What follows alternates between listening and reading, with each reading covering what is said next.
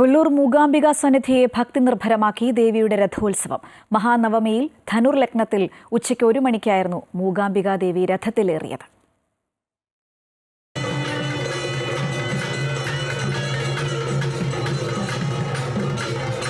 വാദ്യമുഖരിതമായ അന്തരീക്ഷത്തിൽ മന്ത്രോച്ചാരണങ്ങൾ ഉയരവേ കൊല്ലൂർ മൂകാംബിക സന്നിധിയിൽ ദേവി വിഗ്രഹം എഴുന്നള്ളി ദർശനാനുഗ്രഹങ്ങൾ പകർന്ന് പ്രസിദ്ധമായ രഥോത്സവം നടന്നു.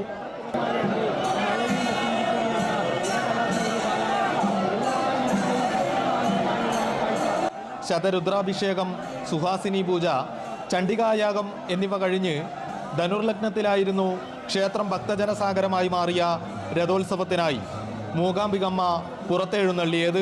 ശങ്കരാചാര്യർക്ക് നേർദർശനം നൽകിയ വാഗീശ്വരി ചൈതന്യം രഥത്തിലേറവേ ഭക്തമനസ്സുകൾ ദർശനാനന്ദത്തിൻ്റെ നിർവൃതിയിലായി.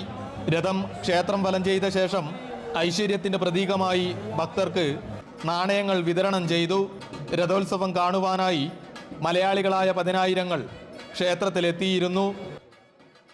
മഹാകാളിയായും മഹാസരസ്വതിയായും വിളങ്ങുന്ന മൂകാംബികമ്മ രഥോത്സവത്തിനായി പുഷ്പരഥത്തിലേറിയത് പതിനായിരങ്ങൾക്ക് ദർശന പുണ്യമായി മാറി. സൗവർണികാതീരത്തെ ക്ഷേത്രം മന്ത്രമുഖരിതമായി മാറി. നാളെ രാവിലെ 3:30 മണിക്ക് വിദ്യാരംഭ ചടങ്ങുകൾക്ക് കൊല്ലൂരിലെ സന്നിധിയിൽ തുടക്കമാകും. കൊല്ലൂരിൽ നിന്നും അനൂപ് നീലേശ്വരം, അമൃത ന്യൂസ്.